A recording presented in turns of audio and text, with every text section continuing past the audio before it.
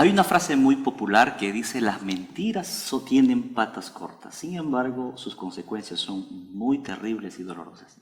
Y cuando llevamos eso al ámbito espiritual es mucho más, porque genera divisiones dentro de los cristianos e incluso han generado muchas religiones. En esta semana hemos estudiado acerca de los textos que fuera de su contexto o de una mala interpretación también traen problemas hasta doctrinales. Es por eso que en este día vamos a estudiar cada uno de estos puntos, y para eso tengo una compañía de dos grandes amigos aquí de la misión y quisiéramos presentarlo y saber un poquito más de ustedes. Pastor, por favor, preséntese un poquito. ¿Qué tal, Pastor Cruz? Bueno, mi nombre es Wilfredo Marchán. Estamos muy contentos de estar aquí participando del repaso de la lección de escuela sabática. Y, Pastor, nos encontramos ya en este momento, estábamos anteriormente en Nuevo Chimbote y hace unas semanas atrás, estamos ya aquí en Comacé. Me parece que es el nuevo distrito, ¿no, Pastor? Cuéntanos un poquito sobre eso. Exacto, Pastor. Es el nuevo distrito. Hay 6 iglesias poderosas que están muy animosas y están llenas del poder del Espíritu Santo. Amén. Muy bien. Entonces tenemos aquí al Pastor Wilfredo, un nuevo distrito aquí en la ciudad de Lima, y estamos contentos porque eso nos demuestra que la iglesia está creciendo más y más. También tenemos un amigo más aquí. Estábamos conversando un poquito de eso. Por favor, preséntate ante público. Sí, Pastor, buenas tardes. Buenas tardes también. Agradezco la invitación que me hacen Pastor Willy, Pastor Josué. Y en este momento yo quisiera no solamente compartir, ¿no?, sino también aprender mucho de ustedes, Pastor. Anciano de iglesia, la iglesia de Prolima, Olivos D, aquí en el distrito de los Olivos, ¿no? Amén, muy bien. Entonces tenemos aquí al Pastor Wilfredo, al amigo Elvis, que también es anciano, es un pastor local. Eso para nosotros es la iglesia, ¿no? Los ancianos son pastores locales. Muy bien, Pastor y amigo Elvis, estábamos diciendo en la introducción de cómo hay problemas, más que una realidad, es creo que una confusión que genera una mala interpretación. Y esta semana hemos estudiado especialmente en el versículo que está en San Juan 5:39, bueno, es lo que el Señor aclara para no caer en esos problemas. El texto de esta semana nos menciona de que escudriñad las Escrituras, porque a vosotros os parece que en ellas tenéis la vida eterna, y ellas son las que dan testimonio de mí. En otras palabras, el Señor Jesús está diciendo de que si hay problemas en una interpretación, no es porque el texto está mal o porque hay algo que quizás no está tan claro, simplemente es porque nos falta más, lo que decía usted, Pastor, el Espíritu Santo, para tener una claridad total, y es incluso ser luz en lugar de tinieblas, especialmente en el conocimiento. Y creo que sobre eso es lo que vamos a estudiar en esta semana, o lo que hemos estudiado en esta semana, que es el tema de algunos puntos. Para mí es la inmortalidad del alma, de manera general, ¿no? Habla de varios temas que tienen que ver en la vida después de la muerte o fuera de sí. Pastor, uno de ellos que me llamó mucho la atención fue el tema del rico y Lázaro. Pastor, ¿el objetivo del Señor Jesús era la muerte, el infierno o la salvación? Muy bien, Pastor. Sí, efectivamente, este pasaje es muy utilizado en otros ámbitos denominacionales, de otras denominaciones. Y aquí se entiende el pasaje desde un punto de vista de que se está enseñando algo doctrinal, justamente con lo que usted mencionó relacionado a la inmortalidad del alma. El hecho de que el alma es inmortal, ¿no? El alma no muere apenas cesa la vida. Entonces, es muy interesante porque justamente aquí trata la historia justamente del rico y Lázaro. Esto está registrado en el libro de Lucas en el capítulo 16. Y justamente aquí tenemos pues una situación, ¿no? Una situación, bueno, la historia es toda una parábola, pero podríamos resumir en esencia de que uno era rico, gozaba de todas las cosas que podía tener, mientras que el otro, en este caso Lázaro, era mendigo y estaba pasando pues momentos muy difíciles, y aún con todo el rico nunca le atendía. Cuando llega el momento de su muerte, uno de ellos Lázaro se encontraba en el seno de Abraham y el rico se encontraba pues en el infierno, ¿no? Según la parábola. Entonces, frente a esta situación, es que muchos se preguntan y dicen y apoyan con este pasaje de que entonces cuando una persona muere, inmediatamente va al cielo, y si uno ha sido malo, ¿no?, entonces está yendo al infierno. Y ahí viene esa pregunta, ¿no? Esa contradicción de, ¿será esto realmente Como así? que Jesús confirmó la existencia del infierno, algo así, ¿no? Exacto, muchos entienden justamente este pasaje desde ese punto de vista. Sin embargo, es importante la pregunta que usted hizo, ¿no? Y la pregunta era justamente, ¿se estaba refiriendo Jesucristo al estado de los muertos o qué estaba queriendo enfatizar? Bueno, podríamos resumir 2 puntos muy claves, ¿no? El primero, por ejemplo, es que si esto fuera así, entonces, en primer lugar, entre el cielo y el infierno hay una brecha muy corta, y eso como que no encajaría con el sistema bíblico, ¿no? Y el segundo punto, si el cielo realmente es un lugar de felicidad, entonces, como en este caso Lázaro estaba percibiendo todo lo que el rico en este caso estaba sufriendo. Entonces también no cuadraría con un lugar sin dolor ni tampoco sufrimiento. Entonces ahí nada más nos damos cuenta de que realmente este concepto no es lo que la Biblia realmente está queriendo decir o lo que Jesús quiso decir, sino que hay otra intención realmente. O sea, fuera del tema bíblico, creo que un análisis lógico nos hace ver que hay una propia contradicción en sí, ¿verdad? Elvis, creo que eso es lo que nos ha llamado la atención esta semana, ¿verdad? En que el rico y Lázaro no tienen que ver tanto por un tema de que el Señor Jesús estaba demostrando algo que en su tiempo ya se creía que no existía, sino que había otro mensaje en ello. Otro mensaje implícito, ¿no? Exacto. Y pienso de que debería hacerse una inspección así rotunda, fuerte, ¿no? Para poder entender, poder encontrar lo que quiere decir, porque el texto también dice claramente, o bueno, algo curioso es que en ningún momento dice de que Abraham, de que el mendigo va al cielo, ¿no? Dice al seno de Abraham. O sea, el nombre del ambiente no se menciona aquí, pero del infierno sí. Es algo curioso, ¿no? Entonces yo me preguntaba, ¿cómo es que el cielo puede estar dentro del ambiente que supuestamente se dice, ¿no? Lo pueden entender otros como el infierno. Entonces eso es algo que me estaba preguntando de repente también ahora mismo y quisiera de repente poder acá desenlazarlo, ¿no?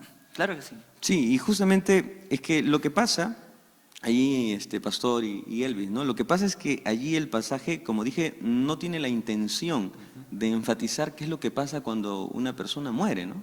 La intención realmente es poder mostrar de que para alcanzar la salvación no es necesario un estatus social o económico. En realidad ese es el fundamento, ¿no?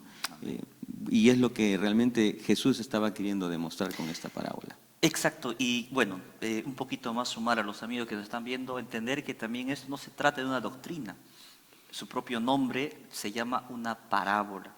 Y no podemos basar una doctrina en una parábola, ¿verdad? Algo más, por eso la lección se llama pasajes contradictorios, como que da a entender algo, pero que realmente la Biblia jamás se va a contradecir. Es decir, lo que está en el Antiguo Testamento se confirma en el Nuevo y viceversa, ¿no? No hay una contradicción uno con otro. Pastor, disculpe, algo interesante Sí, también es que en ese ambiente no cabería en la mente de uno de poder entender claramente o decir de que la Biblia está diciendo de que tanto el infierno como el cielo estén tan próximos para que una persona que estando en el seno de Abraham o en el cielo, como dice, pueda presenciar el sufrimiento de otra persona que está en el infierno. Entonces, no tendría sentido que una persona estando en el cielo pueda ver el sufrimiento, es más, hasta inclusive de un pariente muy cercano, ¿no? ¿Quién sabría? Claro que sí, y a eso se suma, querido Elvis y Pastor Wilfredo, los muchos textos que nos hablan que la muerte es el final de la vida en esta tierra. Va a haber vida, pero no de la forma como uno quizás quiere o como que aparentemente el texto quiere decirlo. Y me parece que justamente nos vamos a ir a lo antagónico, es decir, a todo lo contrario, no un sufrimiento después de la muerte, sino ahora como que aparentemente la alegría después de la muerte, ¿no? Y es el texto que sigue, o el día lunes de la elección, cuando Jesús está en la cruz del Calvario y el que muere aparentemente en ese momento se va junto con Cristo al cielo, o él se va al cielo después de su muerte. Pastor, me imagino que eso también usted lo analizó esta semana. Sí, Pastor, justamente ese pasaje es un pasaje creo que muy conocido, ¿no? Muchas veces incluso en los sermones evangelísticos lo hemos empleado, para enfatizar sobre todo el tema de la importancia de la salvación, de cómo Dios puede llegar a nuestra vida, ¿no? Pero ¿cuál es el conflicto aquí? El conflicto se encuentra justamente en el pasaje, por ejemplo, de Lucas 23, en el verso 43, cuando dice, bueno, por ejemplo, mi versión dice de la siguiente manera, es la Reina Valera del 95, dice, entonces Jesús les dijo, de cierto te digo que hoy estarás conmigo en el paraíso. Ahora mire, si nosotros lo leemos, está dando a entender, según el pasaje que estamos mirando aquí, o sea que Jesús le estaba prometiendo, hoy vas a estar conmigo en el paraíso. O sea, inmediatamente después de su muerte, iban a estar con Jesús en el paraíso. Entonces, allí como que pareciera que da la idea justamente de que efectivamente cuando una persona muere, se va pues al cielo, ¿no? Lo que sucede hoy en día en las redes sociales, ¿no? Murió alguien, está como un ángel en este momento en el cielo, ¿no? O algo así, ¿no? Efectivamente, y al parecer este pasaje como que da esa impresión, ese pasaje pareciera que da esa intención. No obstante que hay algo interesante que notar y que de repente no podemos observarlo, ¿no? En primer lugar, que la palabra que no está en el idioma original y que la palabra hoy es un adverbio. Entonces, lo que ahí se tiene que decidir es si ese adverbio está apegado o va con la palabra decir, que está al costado, o va con la palabra estar, que está al lado derecho, ¿no? Entonces, ¿cuál de los dos adverbios? Porque el adverbio tiene que ver con el cuándo va a suceder. Entonces, por ejemplo, si nosotros pusiéramos el adverbio primero, sería, ¿no? De cierto te digo hoy, coma, o algo así, aunque no hay una coma exactamente, ¿no? Estarás conmigo en el paraíso. O sea, te digo en este momento, esta promesa, en este día, que vas a estar conmigo en el paraíso. Te aseguro que vas a ser salvo por la confirmación que estás haciendo. Excelente. Creo que, bueno, pastor, usted lo ha hablado bastante teológico y bueno, el pastor se distingue así desde la universidad, creo, ¿no? Es bastante... Pero me gustaría más, quizás una forma más sencilla, porque lo que ha hecho es bastante interesante, en que me parece que el Señor Jesús no estaba diciendo de hoy en una cronología, sino hoy en confirmándole o que crea lo que le está diciendo, ¿verdad? Exacto. Y creo que eso es muy importante porque el Señor Jesús jamás se podría contradecir con lo que antes Él había dicho, ¿no? Que no hay vida después de la muerte. Exacto, pastor. Y justo ahí, bueno, como usted dijo, ¿no? Ciertamente lo que dije hace un momento de repente es un poquito tedioso porque tiene que ver con adverbios y todo eso. Pero yendo de repente a la parte bíblica, analizando el todo, por ejemplo, ¿no? Podríamos encontrar un fundamento para darnos cuenta de que el texto no está queriendo decir eso. Por ejemplo, cuando vamos al libro de Juan, en el capítulo 20, en el verso 17, encontramos ahí ese momento en el que María Magdalena se encuentra con Jesús, por ejemplo, ¿no? Y ella va y le abraza y él le dice, suéltame, ¿no? Porque tengo que ir a ver al Padre, tengo que presentarme a Él. Lo que implica que Jesús durante el tiempo que estuvo en el sepulcro, Él no había ido al cielo. Entonces quiere decir que no fue al cielo inmediatamente después de su muerte. Entonces lo que confirma ciertamente que esta traducción no sería la más correcta con relación a que Jesucristo, ¿no? Estaba realmente ofreciéndole la salvación en ese momento y que lo llevaría al cielo. No sería lo correcto pensar eso. Claro que sí, y vuelvo a repetir, me parece que la propia Biblia se va respondiendo con pasajes anteriores o pasajes más adelante de que lo que siempre estuvo como principio bíblico no va a cambiar. Uno de ellos es que la vida no hay después de la muerte, por lo menos en este tiempo, hasta que Cristo venga, ¿no? Y aquí en las redes sociales nos están escribiendo, nos dicen, ¿qué pasa si un amigo que murió, pero fue muy buena persona, me están diciendo que no está en el cielo en este momento? Me están preguntando aquí en las redes sociales y me parece que es una pregunta bastante interesante, ¿no? Que va con el tema que hemos tenido el día de hoy. Y no sé si Elvis, pastor, quiere responder algo a esta pregunta que me ven aquí. Fue muy bueno. ¿Está en el cielo en este momento o es que está en la tierra? ¿En dónde está, dice, ¿no? El que murió en este momento siendo una buena persona? Bueno, la Biblia es clara también, porque en la Biblia se redacta claramente de que Jesús dijo, yo vendré otra vez. Pero lo que el amigo pregunta, si es que está en el cielo, está claro de que Jesús cuando venga por segunda vez y resucitemos, bueno, los que estemos muertos, los que están muertos resuciten, los que estemos vivos seremos transformados, dice, recién cuando vayamos al cielo por 1000 años, un juicio, se dictará, ¿no? La sentencia final, ¿no? Interesante, hermano Elvis. Y creo que la historia de Pablo también nos reafirma esto cuando Pablo menciona partir y estar con Cristo. Creo que la esperanza de todo cristiano es esa, vivir con Cristo. Pero realmente Pablo también creía que si moría en ese momento se iba a Cristo. ¿Pastor? Eso es muy interesante, ¿no? Alguno podría interpretarlo de esa manera. No obstante, sería muy bueno Hermoso. mirar toda la Biblia y observar también las palabras de Pablo con relación a lo que él sabía que iba a acontecer cuando una persona muere. Y para eso tendríamos que ir, por ejemplo, a Primera de Tesalonicenses 4:17, ¿no? Cuando él allí justamente afirma que todos los que están vivos, más los que resucitaron, y ahí se aclara esa parte, van a ser arrebatados juntamente, bueno, todos ellos, para estar para siempre con el Señor. Es decir, Pablo entendía que justamente no iba a estar inmediatamente después de su muerte con el Señor, sino que todavía después de la segunda venida, en el momento de la resurrección, o si él estaba vivo hasta ese momento, allí estaría recién, para siempre, con el Señor, ¿no? Y creo que también se podría entender como un anhelo, más que como un tema doctrinal, ¿no? Pablo quería encontrarse ya con Cristo, ¿no? Exacto, y eso era, pastor, lo que justamente Pablo estaba queriendo decir, ¿no? Uno que de alguna manera sería lindo el poder descansar ya de todos los trajines y todas las cosas que estamos atravesando, ¿no? Pero a la vez es un anhelo de querer estar con el Señor. Claro, porque uno muere y entre la muerte y encontrarse con Cristo puede pasar 1000 años más, pero para ti va a ser como un abrir y cerrar de ojos, ¿no? Elvis, ¿qué opinas tú de eso, de Pablo al hablar de eso, ¿no? Yo pienso de que Pablo lo tenía muy en claro también, muy en claro de que al morir él sabía de que el tiempo no podía ser contable, no podía medir el tiempo, sabía de que al morir él iba a descansar y que la segunda venida iba a ser así de rápido para una persona que descanse en Cristo, ¿no? Amén. Amén. De verdad que este tema es muy interesante. Y algo más que me gustó en esta semana fue el tema de cómo, bueno, Cristo en un inicio habla de que los tiempos finales eran como los días de Noé. Y hay un texto en 1 de Pedro 3:13 al 20 en el cual se menciona de que como es Cristo, predicó a los espíritus encarcelados. Aquí más bien habla como que, obviamente reafirmando que hay vida después de la muerte y que ellos están más bien en una cárcel, ¿no? Se cree que es el limbo, se cree que es un infierno antes del infierno, etcétera. Pero realmente ¿a qué se refería con esos espíritus encarcelados? ¿Personas nuestras que ya no están, pero que están vivas? ¿O tendrá otra explicación?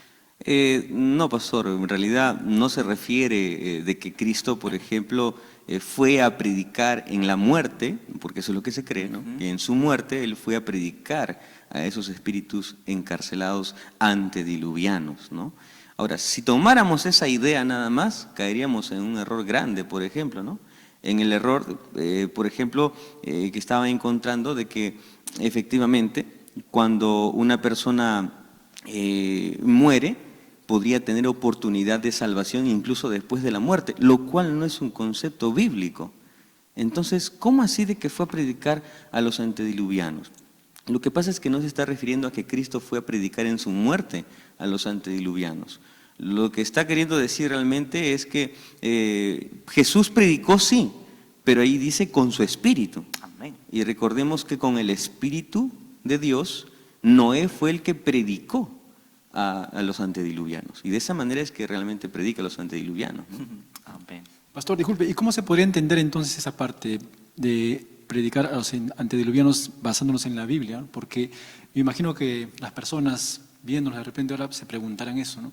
¿Cómo es que Jesús realmente, usted dice que a través de su espíritu, de repente puede haber sido a través también de un personaje en la historia? Bueno, ante esa pregunta, la respuesta se encuentra efectivamente en que la manera como el Señor predicó a los antediluvianos en realidad es con su espíritu. ¿Y cómo lo hizo su espíritu? A través de un personaje, el personaje de Noé, quien fue el que predicó a los antediluvianos por todo el tiempo que él estuvo allí construyendo el arca, hasta el momento en el que el arca también se cerró. Amén. Bueno, ahora nos vamos del Antiguo Testamento al Nuevo Testamento porque la lección de esta semana ha tratado de ir a los textos contradictorios de casi en toda la Biblia, ¿no? Obviamente que hay muchos textos más. Apocalipsis 6 del 9 al 11 nos menciona las almas que claman bajo el altar. Siempre se cree que bajo el altar o el altar es el cielo o el estado espiritual de la iglesia. Es decir, hay personas sufriendo en este momento, pidiendo que Cristo venga, y aparentemente, si uno lo analiza de una forma emotiva, tiene un poco de consuelo, ¿no? Como que están pidiendo que venga el Señor por segunda vez. ¿Quién es? Alguien que está ahí muerto, que murió, pero que está con vida. Suena un poco esperanzador, pero la verdad, ¿es así, pastor? Es interesante esa pregunta, ¿no? Porque, o sea, si uno ve el pasaje, da a entender, o diera a entender, de que hay almas que están ahí en el cielo clamando, y dice ahí incluso el versículo 10, ¿no? Claman por venganza, dice, ¿no? Entonces, mire, justo esta palabrita yo creo que es clave también, porque si claman por venganza, quiere decir que no es todo felicidad para ellos allá en el cielo. Y no se estaría cumpliendo lo que dice Apocalipsis capítulo 21, versículo 4, donde dice, no habrá más llanto, no habrá más dolor, más clamor. Entonces, como que algo no cuadra, ¿verdad? Entonces, y eso es porque realmente el pasaje está hablando de manera metafórica.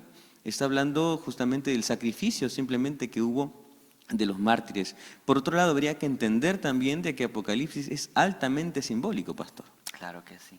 Y Elvis, creo que eso tiene mucho que ver con el tiempo del fin. Es decir, en el tiempo del fin habrá muchas contradicciones con referente al estado de los muertos, la mala interpretación. En tu experiencia, ¿tú has tenido algo parecido así? ¿Personas que han malinterpretado la Biblia? Sí, yo he encontrado muchas personas que tienen un tipo de creencia bastante inclinadas al error. Por eso es que uno va a un cementerio y puede ver muchas cosas, ¿no? Llevan inclusive hasta alimentos, llevan bebidas, y uno puede ver claramente de que las personas creen inclusive de que sus familiares al morir necesitan algo de comer todavía, porque tienen algo de conciencia, como dirían ellos, en el otro mundo, ¿no? En el más allá. Pero, Amén. pastor, algo que aquí también me llama la atención es que esta parte también tiene algo de similitud con el Antiguo Testamento cuando habla acerca de que cuando Caín mató a Abel, y Dios le dice a Caín, la sangre de tu hermano clama desde la tierra, ¿no? Entonces, como usted dijo, se entiende también de que no es algo literal, porque una sangre derramada no puede hablar, no puede expresarse. Entonces, es una expresión, creo yo, metafórica, pero que quiere dar a comunicar algo. Amén. Así es. Pastor, ¿alguna acotación quizás ya para finalizar la lección? Bueno, pastor, simplemente mencionar lo siguiente a nuestros amigos, ¿no? Estamos realmente viendo un tema que es muy sensible. Y digo sensible porque una vez me encontré con una persona que sentía que su familiar lo estaba cuidando desde el cielo. Y cómo a veces decirle, mira, eso no es así. Por eso decía que es sensible. No obstante, si nosotros miramos y analizamos bien, imagine que la persona está en el cielo. Si está en el cielo, está sufriendo al mirar cómo nosotros sufrimos aquí. Entonces realmente no sería el cielo. Entonces si usted mira y contempla lo que la Biblia dice, usted va a encontrar un camino y un plan muy bien diseñado que el Señor ha preparado para que usted y aquel familiar que un día fue al descanso pueda gozar realmente de la vida eterna. Por eso cuán importante es permanecer siempre en Cristo Jesús, hermanos. Amén. La lección de esta semana nos ha hablado acerca de los pasajes contradictorios. Y yo creo que los pasajes contradictorios existen porque el que menos se quiere llenar de una esperanza momentánea. Creo que lo que el mundo busca hoy en día es vida, es decir, tratar de surgir ante las situaciones. Y a veces ante ellos se inventan muchas cosas, se malinterpretan. Y creo que todo tiene que ver con un tema de que si nos llenamos de una esperanza falsa, de alguna forma también la duración de esa esperanza será corta. Y el dolor es más cuando después llega la verdad. Hay que decir la verdad con amor. Una vez escuché una frase bien bonita, ¿no? Hay que decir la verdad con guantes de hierro, pero que se sienta como algodón. Es decir, si tenemos que corregir, hablar con un hermano, un líder, un hermano que está llegando a la iglesia y quizás también tenga esa creencia, decírselo de la mejor manera. Y querido hermano, no hay mejor libertad en Cristo, ¿no? Lo que dijo San Juan 11:25, Jesús, yo soy la resurrección y la vida. Creo que los textos que hemos leído en esta semana hablan más de eso, ¿no? Buscando una esperanza de vida, buscando cómo salir adelante a pesar de tantas situaciones que vivimos en este mundo. Pastor, yo creo de que también el hecho de que las personas crean de que existe el infierno, donde vayan personas que se estén, ¿no?, quemando, entonces le quitaría características o atribuciones a un Dios que en la mayor gran parte de los salmos dice que es un Dios justo, pero misericordioso, ¿no? Amén. Y San Juan dice que Dios es amor. Es decir, Dios no podría contradecirse al ver a gente que sufre. Y justamente todo eso sucede porque de alguna forma hay textos que se contradicen, entre comillas, pero que no se contradicen. Eso es lo que falta examinarlo un poco más, como dijo el texto de memoria de la semana. Queridos amigos, esta ha sido la lección de esta semana. Nos encanta haber estado con ustedes, Pastor Wilfredo, amigo Elvis. Muchas gracias, pastor. Y creo que el que menos ha sido iluminado un poco más con el estudio, incluyendo nosotros, ¿verdad? ¿Algunas últimas palabras para terminar? Quizás despedirnos ahí a la gente que está viéndolo. Bueno, decir a todos nuestros amigos y hermanos también que podamos seguir estudiando la palabra de Dios, porque es lo que también nos va a conducir, como decía el texto principal, Él nos va a conducir a la vida eterna. Amén. De que de estos versículos que aparentemente tienen una contradicción o nos confundan más, no nos desmotiven, ¿no? Sino que continuemos estudiando, escudriñando la palabra. Amén. Y finalmente el Señor nos liberta, como dice la Biblia, la verdad siempre nos hará libre. Que Dios los bendiga, un feliz sábado y que el Señor siga guiando su iglesia. Amén.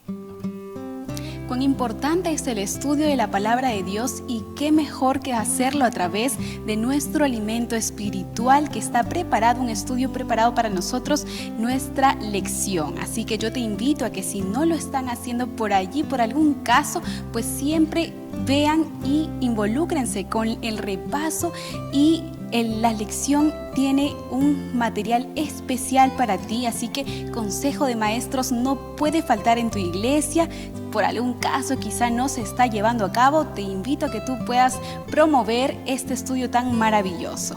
Asimismo, quiero hacerte recordar que nuestra iglesia es una iglesia de orden. Por eso te invito a que ya vayan viendo allí tu director con tu MIPES para que puedan establecer ya el lugar de evangelización para la Semana Santa. Asimismo, te hago recordar que puedas alcanzar ya a tu director de ministerio personal y este también puede alcanzar a su pastor la lista de los nombres de las personas que están dando estudios bíblicos y a quienes les están dando estudios bíblicos. Es importante que podamos compartir la palabra de Dios, recordemos a cada rincón de este mundo. Asimismo, tengo algo muy importante que hacerte recordar. Este 3 de diciembre todos nos vamos a preparar y vamos a pasar la voz porque nosotros tenemos un evento muy especial a través de la Unión Peruana del Norte. ¿Y de qué estoy hablando? Pues estoy hablando del Plan Maná Online. Así que prepárate, pasa la voz y espero que también puedas disfrutarlo. Recuerda, a través de nuestra Unión Peruana del Norte.